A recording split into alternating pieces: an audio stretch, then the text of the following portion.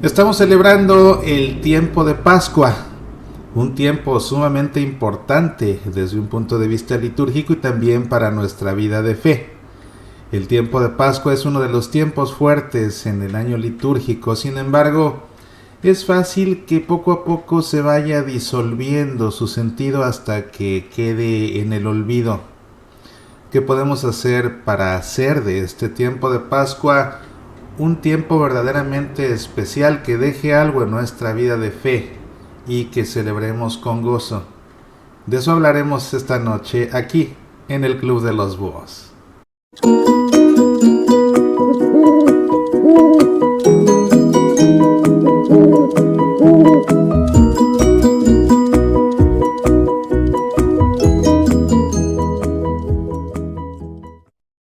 Con ganas de vivir, el nuevo libro de tu amigo Mauricio Pérez. Con ganas de vivir, reflexiones para vivir la vida sin perder la brújula y conservando la paz. Con ganas de vivir, el libro católico más pedido en Amazon. Disponible en Kindle y edición impresa. También a través del sitio semillasparalavida.org/con ganas de vivir. Medita, aprende, apasionate por nuestra fe. ¿Cómo estás? Te saludo nuevamente en este segundo programa de la segunda temporada del Club de los Búhos. Me da mucho gusto estar contigo en esta ocasión. También ya está aquí nuestra mascota oficial, Buino, listo para acompañarnos en esta noche. Pues bien, que voy a compartir contigo algunas reflexiones sobre este tiempo de Pascua. Un tiempo que resulta realmente muy importante en nuestra vida de fe, pero que es tan fácil que poco a poco vaya perdiendo el sentido. Y pues esto tiene que ver con la manera como se celebra en la Santa Misa, a fin de cuentas. Es la misa dominical lo que nos va realmente orientando como una brújula y lo que nos va marcando el paso en este itinerario pascual que comienza con la vigilia pascual en la Noche Santa y que termina con Pentecostés, un tiempo que, como sabes, pues está cargado de símbolos muy especiales. El principal es el cirio pascual, que por eso es que aquí tenemos nuestro cirio pascual en casa encendido, un cirio que fue encendido con la llama del fuego nuevo del cirio pascual que se encendió en aquella Noche Santa en el rito del lucernario, y que es un símbolo del Cristo resucitado precisamente.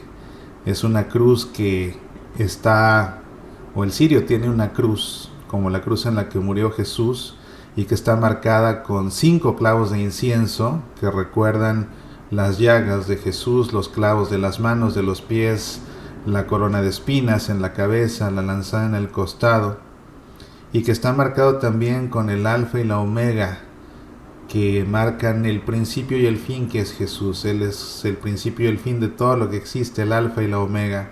Y ahí nos encontramos a ese Cristo crucificado, que al mismo tiempo es, ya en tiempo de Pascua, el Cristo resucitado. No puede haber resurrección sin una muerte en la cruz. Las dos son necesarias para nuestra redención. Y por eso es que en el tiempo de Pascua tenemos en la iglesia al cirio pascual colocado siempre al lado del ambón, que representa el sepulcro vacío desde el cual se predicó realmente la primera buena nueva, la primera buena noticia de la resurrección del Señor. La proclamaron los ángeles precisamente desde el sepulcro vacío. Y el ambón en la Santa Misa es lo que representa justamente el sepulcro vacío, y por eso es que todo el tiempo de Pascua el cirio pascual no es si se quiere, tiene que estar colocado al lado del ambón todo el tiempo de Pascua, no en otro lado más que al lado del ambón. Una vez que termina el tiempo de Pascua, el cirio pascual se apaga y se coloca entonces al lado de la fuente bautismal, y de ahí será encendido precisamente cuando se celebre el bautismo de cada persona, ¿verdad? Pero bueno, entonces tenemos, por ejemplo, ese cirio pascual. Y otra cosa que es muy importante de este tiempo de Pascua, desde un punto de vista litúrgico, es en el acto penitencial, pues la aspersión con el agua bendita. ¿Por qué es importante la aspersión con el agua bendita? Y me gustaría que antes de que entremos en el tema que vamos a revisar, que vamos a estudiar esta noche, Pues comencemos haciendo una oración, y justamente una oración que tiene que ver con este tiempo de Pascua. Estamos celebrando, hoy es miércoles, el miércoles de la tercera semana de Pascua, y ya que estamos hablando precisamente de cómo celebrar con gozo el tiempo pascual, te invito a que hagamos juntos esta oración que está tomada del oficio de lecturas de este día. Así que nos vamos a disponer a comenzar este programa poniéndonos en presencia del Padre y del Hijo y del Espíritu Santo. Amén. Cristo ha resucitado. Resucitemos con Él. Aleluya, aleluya. Muerte y vida lucharon y la muerte fue vencida. Aleluya, aleluya. Es el grano que muere para el triunfo de la espiga. Aleluya, aleluya. Cristo es nuestra esperanza, nuestra paz y nuestra vida. Aleluya, aleluya. Vivamos vida nueva. El bautismo es nuestra Pascua. Aleluya, aleluya. Cristo ha resucitado. Resucitemos con Él. Aleluya, aleluya. Amén. En el nombre del Padre, y del Hijo, y del Espíritu Santo.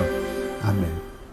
Y fíjate que he querido comenzar con esta oración, que es uno de los himnos de la liturgia de las horas, porque justamente habla del espíritu con el que tenemos que vivir el tiempo de Pascua. Mira, en el tiempo de Adviento nos preparamos para la Navidad y nuestro corazón tiende a ser muy generoso, a sentirse muy alegre, aun cuando hemos explicado ya que realmente el tiempo de Adviento, la mayor parte del tiempo de Adviento no nos prepara para la Navidad, sino para la parusía, para la segunda venida de Cristo. Lo cierto es que porque se va adornando la ciudad, vamos decorando la casa, vamos preparándonos para la gran fiesta en familia que es la Navidad y todo eso, nuestro corazón tiende a como estar muy alegre en todo ese tiempo y tiende a disponernos a una actitud realmente de bonomía, ¿no? Como que somos muy buenas gentes en ese tiempo de Adviento. Después tenemos otro tiempo fuerte que es el tiempo de Cuaresma, y en ese tiempo de Cuaresma nos esmeramos en una conversión, como que ahí nos fijamos en lo que no nos gusta de nosotros para superarlo, para poder superar nuestros vicios, nuestras fallas dominantes, para combatir aquel pecado que se ha apoderado de nosotros de alguna forma. En fin, como que es una batalla precisamente para eso, para dejar de ser lo malo que no nos gusta de nosotros, ¿no? Y llegamos entonces a la Semana Santa, para la cual nos estuvimos preparando.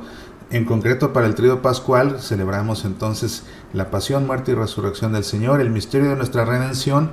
Y después, como que cuando entramos al tiempo de Pascua, pareciera que ya, o sea, como que ya el esfuerzo cuaresmal ya quedó ahí atrás, ya podemos volver a ser como éramos, ya podemos volver a comer lo que comíamos, en fin, como que regresamos a un estado de vida que es como un retroceso. Si no nos quedamos en el nivel al que llegamos en Cuaresma, pues entonces retrocedemos. Y precisamente este tiempo de Cuaresma es para afianzar aquello para lo cual estuvimos trabajando en el tiempo de Cuaresma. No es nada más llegar a una meta y ya así como el nadador que nada a toda velocidad y llega y toca y ya. No, el chiste no es llegar, tocar y ya. El chiste es llegar y quedarnos ahí, para después en la próxima oportunidad en Adviento volver a crecer un poco, y en Cuaresma otra vez más, y afianzarnos en la próxima Pascua para seguir creciendo. Si no, ir y venir como yoyos no tiene realmente ningún sentido. De eso no se trata en la vida de los cristianos. La conversión tiene realmente que hacernos mejores cada vez, y para eso tenemos que quedarnos a donde llegamos. Y este tiempo de Pascua justamente es un tiempo en el que se nos recuerda una y otra vez, sobre todo desde la liturgia, y la liturgia de las horas es liturgia, no creas que nada más es la misa, también la liturgia de las horas es liturgia. Se nos va recordando precisamente esa realidad de que hemos renacido a una vida nueva, porque en Cuaresma nos preparábamos para dos cosas: uno, para celebrar el misterio de redención, y dos, para renovar nuestras promesas bautismales. Y por eso en la noche santa de la Pascua, pues renunciamos al Satanás y a sus seducciones y todo eso, y renovamos nuestras promesas bautismales. Y en la noche santa, por eso es que se bendice el agua y se nos asperge. Y a partir de ahí, te decía yo hace un momento, antes de que hiciéramos esta oración, que una de las características litúrgicas del tiempo de Pascua es, o debe ser, en el acto penitencial, sustituirlo por la aspersión con el agua bendita. ¿Y para qué es que el sacerdote en tiempo de Pascua, en vez del acto penitencial, nos asperge con el agua bendita? Precisamente para recordarnos una y otra vez que fuimos bautizados y que al ser bautizados fuimos sepultados a nuestra vida de pecado para resucitar al salir del agua a una vida nueva en Cristo Jesús. Y justamente este himno tan recurrente aquí en este tiempo de Pascua habla precisamente de eso. Vivamos vida nueva. El bautismo es nuestra Pascua.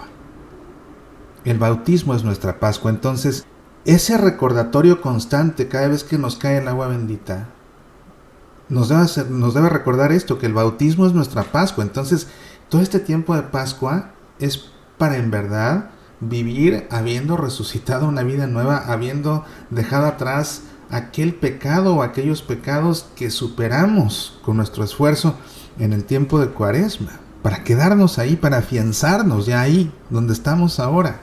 Cuando se hace la aspersión del agua bendita así nada más, ya sabes, cuando pasa el Padre y al que le caiga bien y al que no, ni modo, nadie me dejará mentir de los que están aquí presentes. Pero si no te cae al menos una gota de agua minúscula en la uña del dedo meñique, si no te cae al menos esa gota y la sientes ahí, ¿la ves? Te sientes totalmente timado. ¿Ah? Es la verdad.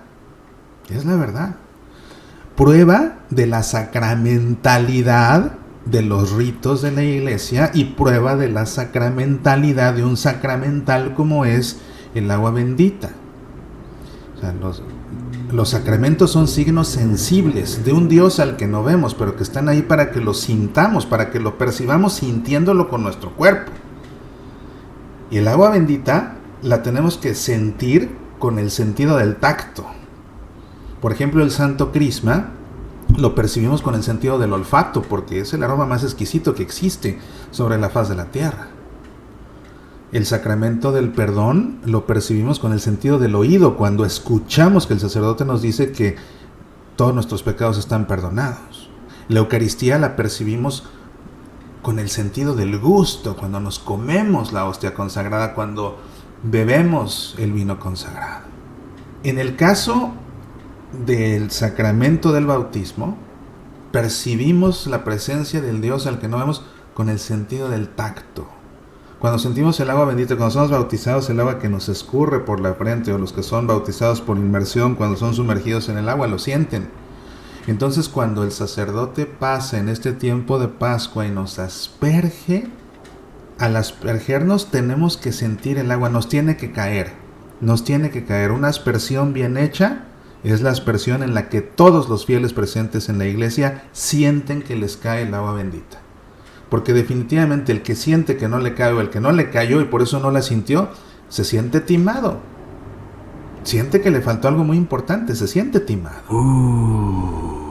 De manera que para los sacerdotes que hacen el favor de ver estos programas, consideren esto es muy importante, hacer que los fieles que asisten a sus misas sientan el agua bendita, no tengan miedo en meter la mano en la caldereta hasta el codo, total, ¿qué importa? Para eso es, para que se sienta. ¿No? Hay algunos que nada más pasan y pues ahí le mojan y bueno, tres veces de un lado, 3 veces del otro, ya cumplí con el rito, no importa y vámonos. No, así no es, de eso no se trata. Y precisamente para celebrar con gozo el tiempo pascual, no hay que salir timados de la misa porque no sentimos el agua bendita. Pero ese agua bendita otra vez es un recordatorio constante. ¿De qué? De nuestro bautismo. Es un recordatorio entonces ¿de qué? De que fuimos sepultados a nuestra vida de pecado para resucitar a una vida en Cristo Jesús. ¿Ves? Entonces, como te decía yo, la Santa Misa va orientándonos como una brújula, va marcándonos el camino en el tiempo de Pascua. Y es por eso que resulta muy importante poner atención a todo lo que sucede. Pero también es muy importante que quien celebra lo haga en un sentido pascual. Una manera de realmente celebrar la misa en sentido pascual es, pues ya veíamos, ¿no? El cirio, que tiene que estar al lado del ambón y no en otro lado. Tiene que estar al lado del ambón en tiempo de Pascua. y además encendido. Y de hecho no solo en misa, tiene que estar encendido de día y de noche, todo el tiempo. Porque cuando se encendió ese cirio y se entonó el pregón pascual, se le pidió a Dios claramente porque ese lucero no deje de arder nunca, ¿no? Algunas oraciones que hacemos, que le pedimos a Dios acerca del cirio pascual, en el pregón pascual, te rogamos, Señor, que este cirio arda sin apagarse. Entonces imagínate pedirle a Dios, Padre, que este cirio arda sin apagarse, porque es la luz viva de Cristo resucitado.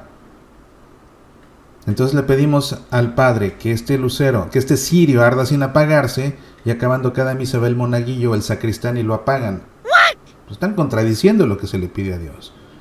Que arda sin apagarse y como ofrenda agradable se asocia a las lumbreras del cielo. Que el lucero matinal lo encuentre ardiendo, ese lucero que no conoce ocaso.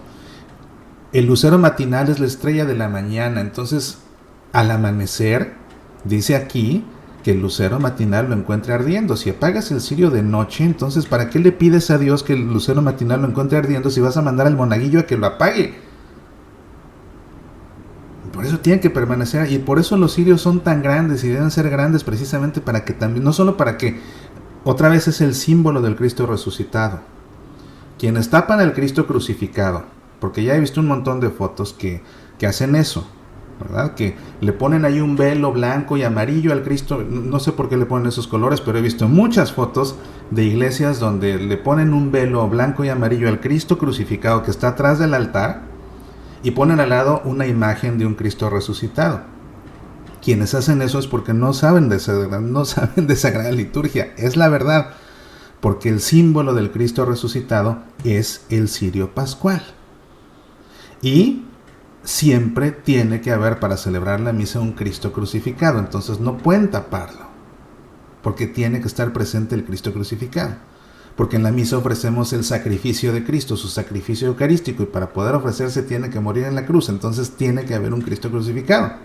¿Ves? Entonces, otra vez, el cirio al lado del ambón, asperger con el agua bendita, todo esto va disponiendo, celebrar incluso revestido de blanco, ¿verdad? El color de Dios. Todo esto nos pone a tono con la cuestión de que estamos celebrando el tiempo de Pascua. Pero además de eso, hay una parte muy importante, y es la parte de la predicación. A diferencia del tiempo ordinario, en el que los evangelios se van leyendo de una forma semicontinua, y que van acompañados de una primera lectura que va escogida precisamente para que hable del mismo tema que el Evangelio, y de un salmo que de alguna forma responde a lo que Dios nos dijo en la primera lectura y cuyo tema también coincide con el tema litúrgico del Evangelio y de la primera lectura, y de las cartas que se van leyendo pues también de una forma semicontinua, las cartas de los apóstoles. En los tiempos fuertes, en el tiempo de Cuaresma, en la misma Semana Santa, en la octava de Navidad, en la octava de Pascua, en el tiempo de Pascua mismo, las lecturas tienen una armonía entre sí, una armonía temática que está relacionada con el tiempo que se está celebrando. Entonces, cuando esto no se considera, ¿qué es lo que acaba pasando? Que el sacerdote que va a predicar o el diácono que va a predicar coge las lecturas, interpreta pues cualquier cosa que tenga que ver con las lecturas, porque hay lecturas, o sea, realmente hay muchas cosas que se le pueden sacar a una lectura, por supuesto que hay muchas cosas que se le pueden sacar a una lectura. Y cuando ves Pasión por el Evangelio, que realmente exprimimos las perícopas hasta donde el tiempo nos alcanza, ¿te has dado cuenta de cómo una misma perícopa pues puede tener varios temas de los cuales se puede reflexionar y de los cuales se podría predicar? Eso está bien cuando estamos en el tiempo ordinario, que las lecturas, aunque llevan un orden semicontinuo, a fin de cuentas son temas aislados, independientes, de los cuales se puede predicar pues sobre cada uno. Pero en estos tiempos fuertes, pensemos ahora en el tiempo de Pascua, todas esas lecturas están colocadas en el leccionario de una manera específicamente calculada para que todas tengan que ver entre sí. Entonces siguen un hilo conductor, de manera que cuando se predican esas lecturas en un tiempo fuerte, ahora en el tiempo de Pascua, siempre tiene que dárseles la interpretación pascual para predicar precisamente sobre esas lecturas con una óptica pascual, en clave pascual diríamos. Cuando yo interpreto el Evangelio en Pasión por el Evangelio, lo hago simplemente como un frío análisis exegético, sin ningún tema litúrgico, es simplemente el análisis del Evangelio, porque ese es el propósito del programa. Pero siempre en Pasión por el Evangelio te digo que este análisis exegético, acompañado de la homilía de tu sacerdote, te tienen que dar ya la visión completa, ¿no? Entonces, cuando se predica se tiene que seguir el tema litúrgico en estos tiempos fuertes, no en el tiempo ordinario, pero en estos tiempos fuertes sí. Y esa es la manera de hacer que cada una de las lecturas, la primera lectura, pensemos en el domingo, la primera lectura, el Salmo, la segunda lectura y el Evangelio, nos vayan haciendo entender la conexión de esa palabra de Dios con el tiempo pascual que estamos viviendo. Y en todo caso la conexión que van teniendo todas esas lecturas entre sí. Entonces, por ejemplo, aquí en el tiempo de Pascua, para que te des una idea, habrás visto que la primera lectura está tomada siempre de los Hechos de los Apóstoles. Y curiosamente, si no te has fijado, el tema de la primera lectura o habla acerca de lo que pasó después de Pentecostés. Y cuando arrancamos el tiempo de Pascua, los evangelios, las 3 primeras semanas, los 3 primeros domingos del tiempo de Pascua, ¿de qué trata el evangelio? Trata de lo que pasó inmediatamente después de la resurrección. Entonces, si te fijas, siempre en la misa el tema de la primera lectura tiene que ver con el tema del evangelio. Entonces tú dices, ¿qué tiene que ver si el tema del evangelio es lo que pasó inmediatamente después de la resurrección? ¿Por qué la primera lectura habla de lo que pasó inmediatamente después de Pentecostés? Lo que pasa es que todo el tiempo de Pascua en realidad es como un día larguísimo que comienza con la vigilia pascual en la Noche Santa y que culmina en Pentecostés. El tiempo pascual es un semanario de semanas, en el sentido de que una semana tiene 7 días. El tiempo pascual tiene 7 semanas más un día. 7 por 7, 49 más un día. El de Pentecostés es el día 50, ¿te das cuenta? Bueno, pero todo eso es como un largo día. Es como un largo día. Entonces, por esa razón es que estamos leyendo en el Evangelio lo que pasa después de la resurrección y a la par en la primera lectura estamos leyendo lo que pasa después de Pentecostés. O sea, estamos vinculando lo Pentecostés y la Pascua como si todo sucediera al mismo tiempo. ¿Te das cuenta? Porque estamos celebrando así un largo día. Es la razón. Entonces, quien predica las lecturas tiene que entender esto para poder vincular lo que sucede en la primera lectura y lo que sucede en el Evangelio con el tiempo pascual. Esa es la idea. ¿Ves? Entonces, en el caso del Evangelio, las 3 primeras semanas se habla sobre lo que sucedió inmediatamente después de la resurrección.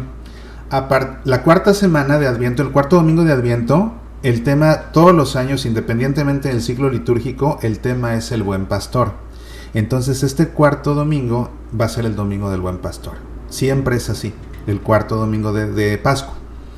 Y después, los últimos 3 domingos de Pascua, de lo que se habla o de lo que escuchamos en el Evangelio, son fragmentos de los discursos de despedida que pronunció Jesús en la última cena que aparecen en el Evangelio según San Juan. Eso es lo que escuchamos en el Evangelio las últimas 3. Entonces, primeras 3 semanas, primeros 3 domingos de Pascua, lo que sucedió inmediatamente después de la resurrección. Cuarto domingo de Pascua, el Domingo del Buen Pastor. Y los últimos 3 domingos, fragmentos de los discursos de despedida de Jesús en la última cena en el Evangelio según San Juan. ¿Verdad? Es así. En el caso de la primera lectura, pues los Hechos de los Apóstoles. En el caso de la segunda lectura, en el ciclo litúrgico A, la segunda lectura de los domingos está tomada de la primera carta de Pedro. En el ciclo B está tomado de la primera carta de Juan. Y en el ciclo C, que es el que estamos celebrando este año, mi tema favorito, el Apocalipsis. Leemos el Apocalipsis. Y precisamente los fragmentos o las perícopas que están tomadas de estas cartas y del Apocalipsis para la segunda lectura están tomadas por su carácter pascual. Entonces, para poder predicar sobre ellos, se tienen que leer esos textos en clave pascual, justamente. Y acerca de la segunda lectura, acerca del Evangelio, de la segunda lectura en este ciclo que está tomado del Apocalipsis, te tengo una gran noticia que te la voy a compartir en un momento. Hacemos una pausa y estamos de regreso en un momento. No te vayas.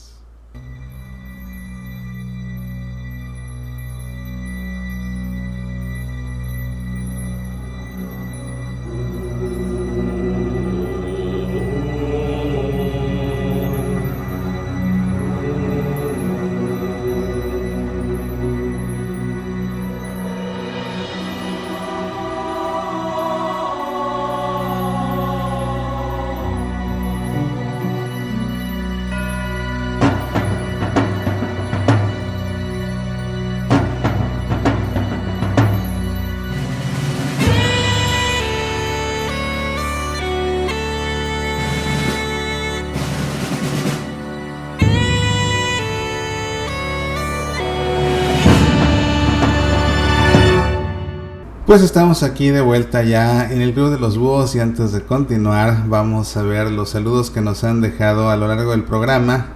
Hola José Luis, ¿vas llegando? Bueno, pues qué bueno que estás aquí ya con nosotros, llegando y dando like, pues te lo agradezco. Sí, no se olviden de decirle me gusta, no se olviden de compartir el programa, no se olviden de suscribirse los que están en YouTube.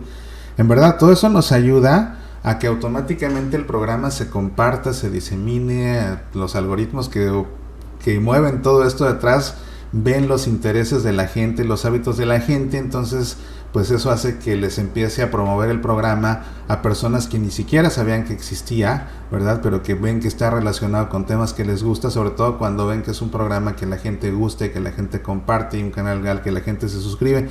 Entonces esto ayuda mucho a que le den que me gusta y que se suscriban y que compartan también a través de sus redes. Por ejemplo, los que están en YouTube pueden copiar el enlace y copiarlo en WhatsApp, ¿no? Y diseminarlo así. Y eso hace que más personas vean el programa con el único afán de que más y más y más todos aprendan acerca de nuestra fe católica. Hola Delia, qué bueno que ya estás bien. Pues sí, ahí voy, ya por fin pude ver al médico y bueno, pues sí, les cuento rápido que tuve que ir a una supervisión de mi casa que sigue en eterna reconstrucción. Y el problema es que pues hay mucho polvo en este momento y por mi problema con el pulmón entré con los constructores, estuve un buen rato ahí, estuve inhalando el polvo y me puse muy mal. Entonces me vino una infección en la cara espantosa que estaba tan inflamado por dentro que no podía abrir los ojos, por 2 días no podía abrir los ojos de la inflamación interna. Además de que no podía respirar, entonces sentía que me ahogaba y un lío. Entonces estuve fuera de combate todo el fin de semana y el viernes también y estuvo muy ruda la cosa, pero gracias a Dios ya pude ver al médico, ya estoy con un medicamento y pues sí me siento mejor, aquí estoy ya, gracias. Les decía yo que a propósito de la segunda lectura que leemos, que es el Apocalipsis, pues ¿qué crees? Que estoy trabajando y ya muy pronto, en estos días tienes que estar atento porque en estos días va a ser publicado mi siguiente libro, el Apocalipsis Pascual. Va a salir publicado originalmente nada más para Kindle. La edición impresa va a tardar un poco esta vez, pero sí quiero que salga la edición para Kindle cuanto antes, sobre todo porque lo que hago en este libro, el Apocalipsis Pascual, es precisamente analizar las perícopas del Apocalipsis que leemos en la segunda lectura en el ciclo en el tiempo pascual, en el ciclo litúrgico C, o sea, Entonces me urge que salga al menos la versión para Kindle, porque de esa manera pues ya puedes tú sacarle provecho y entender estos textos, porque ¿sabes qué es lo que suele pasar con el libro del Apocalipsis?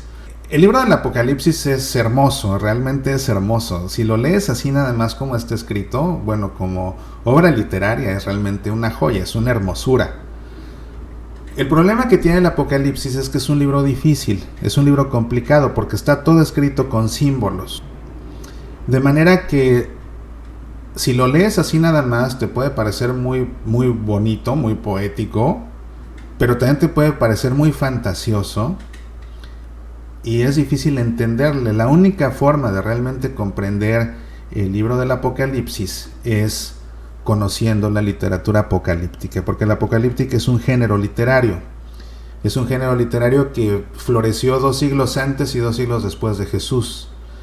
Y es un estilo de literatura que se compone con símbolos, porque es un estilo de literatura que se compone en tiempos de persecución. Entonces, en tiempos de persecución para el pueblo de Dios se escribía con claves que no entendiera nadie más que los que pertenecían al pueblo de Dios. Empezando con el profeta Daniel, con el profeta Ezequiel. Ellos son los que comienzan a usar símbolos que se van quedando y que después cuando el autor del Apocalipsis, que aparece en el Nuevo Testamento, escribe su Apocalipsis, él retoma todos esos símbolos que el pueblo de Dios ya conocía, que por ende los cristianos ya conocían, para poder escribir todo esto y que le entiendan los cristianos y los demás no entiendan ni qué está pasando. ¿Ves? Entonces, la manera de entender el Apocalipsis es estar familiarizado y bien familiarizado con todo lo que tiene que ver con la literatura apocalíptica y también con todo lo que sucede en la escritura para poder entender las relaciones y referencias que se hace a muchos pasajes. Por lo mismo de que es complejo el libro del Apocalipsis, lo que acaba sucediendo en la misa es que quien predica las lecturas se suele saltar el Apocalipsis, predica en todo caso del Evangelio, predica en todo caso de la primera lectura, pero el Apocalipsis mejor no le predican nada porque no le entienden. Entonces, lo que quiero hacer con este libro, que se llama el Apocalipsis Pascual, es hacer una exégesis de cada uno de estos pasajes, y esto acompañado también de una reflexión catequética de estos temas, pero la reflexión catequética la estoy haciendo tomando como guía lo que propone el directorio homilético. La Congregación para el Culto Divino y Disciplina de los Sacramentos, por órdenes del Papa Benedicto XVI, escribió un directorio homilético en el cual indica cuál es el tema que se tiene que predicar cada domingo del año en los 3 ciclos litúrgicos. Y justamente eso ayuda a quien predica a predicar acerca de lo que tiene que predicar ese domingo. Entonces, como yo te decía, en los tiempos fuertes, las lecturas tienen un porqué están escogidas y que van en armonía con las otras lecturas que acompañan ese tiempo litúrgico. Entonces, con ese vademecum, bueno, pues es un vademecum, pero a fin de cuentas es un vademecum o un directorio, a fin de cuentas, ahí uno puede entender de qué hay que predicar. Entonces, con las directrices de este directorio, por eso se llama directorio, porque da directrices, esto es lo que tienes que predicar. Basándome en eso, estoy acompañando en la exégesis de estas perícopas que aparecen en la segunda lectura, con una reflexión catequética, acompañándola con reflexiones quizás de los padres de la Iglesia o con textos de alguna de las constituciones, ya sea de la Constitución dogmática o de la Constitución litúrgica del Vaticano II, o con algunos aspectos que tienen que ver precisamente con la Pascua, porque todo es en relación a la Pascua. Por eso el libro se llama el Apocalipsis Pascual, porque es el Apocalipsis leído en clave pascual, estas perícopas que aparecen aquí en la segunda lectura en este ciclo litúrgico C. De manera que es un buen libro para poder entender estas lecturas, es una buena guía como punto de partida para poder predicarlas, ¿verdad? No estoy yo ahí predicando nada, pero puede servir como guía para el que quiere predicar acerca del libro del Apocalipsis en clave pascual. Pero también lo que me encanta de este libro que estoy escribiendo es que es una forma muy sencilla y además muy bonita de aproximarse al libro del Apocalipsis, porque también una realidad es que el libro del Apocalipsis a la gente le suele dar miedo, por alguna razón ahuyenta a la gente, tal vez porque ven muchas películas. Entonces como que el Apocalipsis la gente se imagina que habla de destrucción, que habla de finales catastróficos, entonces a la gente le da miedo. Y a mí me pasa cuando doy conferencias, hay gente que me ha dicho, habla de lo que quieras, pero el día que des una conferencia sobre el Apocalipsis, ese día no vengo porque le tengo mucho miedo al Apocalipsis. Y no tendrían por qué, porque realmente el Apocalipsis es un libro hermoso, es un libro de bendición, a fin de cuentas es palabra de Dios. Entonces, ¿cómo va a ser un libro de maldición y destrucción cuando es palabra de Dios? No, por favor, no. Y justamente las perícopas que se escogen en este tiempo de Pascua son las más alentadoras, las más bonitas que aparecen en el Apocalipsis. Entonces, con este libro, reflexionando sobre cada y haciendo el análisis exegético de todas estas perícopas que corresponden a las segundas lecturas del tiempo de Pascua. Entonces, por eso es por lo que te digo que bien vale la pena para todo el mundo leerlo, y leerlo justamente este ciclo que estamos ocupándonos en la segunda lectura del Apocalipsis. Por eso es por lo que me urge publicarlo, al menos en Kindle, porque después hacerlos impresos, no sabes todo el trabajo que toma hacer una cosa de estas, porque hay que hacer toda la maquetación y la paginación, toma mucho tiempo, pero es más sencillo hacer la edición digital. Así que está, por favor, atento acerca de esto, porque muy pronto va a estar disponible y te lo recomiendo muchísimo, muchísimo, por todas esas razones, y te va a ayudar sin duda a entender o a recordar el propósito del tiempo de Pascua, para que a lo largo del tiempo de Pascua no pierdas tú mismo la brújula y recuerdes que de lo que se trata este tiempo de Pascua es de afianzar lo que hemos estado, por aquello que nos esforzamos en Cuaresma para ser mejores cristianos, mejores hijos de Dios, y así afianzarlo, y estos 50 días de Pascua quedarnos viviéndolo, que perseverando en esas actitudes nuevas, sean las que sean, ya sea que hayamos dejado atrás un pecado que por fin logramos superar y que no queremos volver a caer en él, ya sea que crecimos en alguna práctica espiritual y que no la queremos perder porque ahora sí ya la estamos cultivando. No sé, a lo mejor en el tiempo de Cuaresma tú dijiste, yo antes nada más iba a misa los domingos, ahora voy a ir a misa diario, y lo lograste todo en la Cuaresma, y ahora como que a lo mejor ya no vas. No, bueno, si con eso fuiste mejor hijo de Dios, en toda la Pascua sigue yendo diario para que se te haga ya el hábito definitivo y ya te quedes ahí, ¿verdad? Si aprendiste a contar hasta 10 y quedarte callado y no responder cuando alguien te exaspera, y así lo lograste toda la Cuaresma, por ejemplo, para superar algún defecto tuyo o alguna debilidad, pues en tiempo de Pascua continúa para que la afiances, ¿ves? Eso es de lo que se trata, te digo, si no, ¿qué caso tiene? Años van y años vienen y seguimos igual porque no hacemos nada por quedarnos donde llegamos. Para eso es este tiempo de Pascua. Y pues esta es una forma de celebrarlo con gozo, es un tiempo de gozo, entendiendo que estamos por nuestro bautismo viviendo el tiempo de Pascua junto con la resurrección de Cristo Jesús. ¿Ves? Así que bueno, el cirio pascual, la aspersión con el agua bendita, que lamentablemente también por la pandemia puede ser que donde tú vivas no esté permitida todavía. Si es así, pues qué lástima. Pero si sí se puede y tu sacerdote no lo hace, pues recuérdale que lo tiene que hacer. Porque en verdad que se tiene que sentir el agua bendita para estarnos recordando el propósito de la Pascua, que es ese precisamente, mantenernos en esa actitud de resurrección a una vida nueva. Y que todo parte del bautismo justamente. ¿Ves? Bien. Pues estas son las reflexiones que yo quería compartir con ustedes esta noche, queridos amigos. Así que ya vamos a terminar este programa. ¿Qué puedo hacer para que no se molesten mis hermanitos del grupo de liturgia? Dicen que me estoy negando a Dios. Pues es que pues mucho podríamos hablar aquí de esto. Es tan complicado, en verdad tan complicado, cuando alguien quiere corregir al que cree que sabe sin saber. Es muy complicado hacerlo. Y la mejor manera es hacerlo con los libros litúrgicos, porque pues ahí ya no hay. No es que no es lo que a mí me gusta.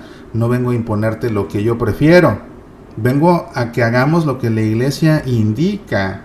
Y eso está indicado en las rúbricas del misal, está indicado en la instrucción general del misal romano, está prohibido en la instrucción Redención y Sacramentum. Entonces, Lo que te estoy diciendo no es porque a mí me guste o porque yo prefiera que sea así. Es que esto es lo que dice la iglesia. Lo tenemos que hacer así o tenemos que dejar de hacerlo porque así es. Y justamente a propósito de esto, Delia, y para quienes están acá en el área de Seattle o cerca de Seattle, o ya lo he dicho otras veces, en verdad, el que quiera viajar y aprovechar esta gran oportunidad, en verdad es una gran oportunidad. El sábado 21 de mayo voy a impartir esta masterclass que se llama La Santa Misa como nunca te la habían explicado. Esto va a ser en la Iglesia de la Inmaculada Concepción en Everett, está al norte de Seattle, y vamos a comenzar a las 11 de la mañana y vamos a terminar hasta las 4 de la tarde. Imagínate, son 4 horas porque da un receso para que la gente pueda descansar un poco y salir a comer, pero imagínate, de 11 a 4 son 4 horas de formación litúrgica. Y es una clase muy importante porque por la forma como la voy a dar adentro de la iglesia. Nunca me gusta hablar adentro de una iglesia. Siempre que me invitan a una parroquia, pido que sea en un salón parroquial, que sea en un auditorio, pero nunca en la iglesia, porque pues ahí está el Santísimo y la gente luego, no sé, o sea, prefiero estar en un lugar propio para enseñar y no dentro de la iglesia, que es realmente ahí para dar culto a Dios. Esta clase en particular pedí que me dieran permiso de impartirla dentro de la iglesia, porque parte de lo que quiero hacer es no solamente explicar la misa, sino explicar el espacio sagrado en el que se celebra la misa. Lo que vamos a hacer, y es una masterclass, entonces por eso es que no la puedo dar en línea. Ahora, por mercadotecnia, a todo le dicen masterclass, pero realmente no todo es una masterclass. El concepto de la masterclass es musical, de hecho. En una masterclass, alguien que esté estudiando música va con un experto en la materia y entonces el experto en la materia lo oye cómo toca, lo corrige, le dice así no, así sí, le pone el ejemplo, lo va enseñando. Eso es realmente una masterclass. Ahora por mercadotecnia te vas a encontrar que a todo el mundo le dicen masterclass sin que lo sea. Esta pretende ser realmente una masterclass litúrgica, entonces va a ser en la iglesia porque precisamente una de las cosas que vamos a hacer en esta clase es desaprender lo que se aprendió mal. Porque es muy importante justamente eso, desaprender lo que se aprendió mal para poder aprender lo que en verdad indica y enseña la iglesia acerca de la Sagrada Liturgia, en este caso concreto acerca de la Santa Misa. Y lo vamos a hacer adentro de la iglesia. Entonces es una clase muy importante que está dirigida realmente a todo católico que quiere entender por completo la misa con el propósito de vivirla en plenitud, de vivirla de una manera consciente, de una manera activa, de una manera fructuosa, tal como quiere la iglesia. Era lo que pretendía la iglesia en el Vaticano II con su reforma litúrgica, que la misa sea realmente celebrada por todos sacerdotes y fieles, que sea celebrada de una forma activa, consciente y fructuosa, que dé fruto. Para eso hay que entenderla, para eso hay que aprenderla, pero también para eso hay que desaprender lo mal aprendido.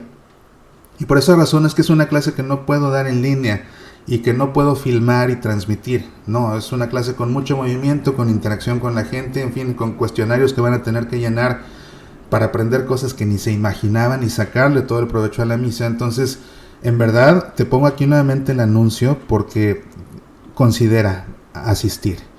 Sábado 21 de mayo a las 11 de la mañana en la Iglesia de la Inmaculada Concepción en Everett. Además, fíjate, es entrada gratis, no tienes que pagar por asistir, pero si es una clase solo para mayores de 16 años, no podemos permitir niños porque es una clase larga, porque es dentro de la iglesia y necesito silencio, y porque necesito silencio para que la gente se pueda concentrar. Entonces, pues no vamos a permitir la entrada de niños por esa razón. No es para niños, es una clase para mayores de 16 años.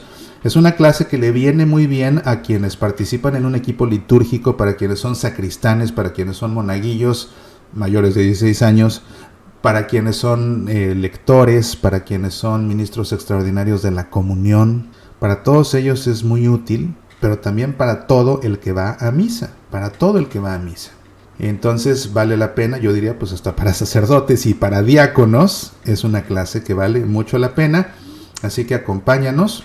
Y realmente, pues bueno, todo esto también con el propósito de que más y más y más y más personas comprendan la misa, desaprendan lo que no, aprendan y entiendan lo que sí y por qué sí, y lo que no, por qué no, para que valga la pena celebrar la misa y se celebre todo y se participe en ella en plenitud, y así cada vez que asistas a la Santa Misa sea por completo, de principio a fin, una verdadera experiencia de Dios.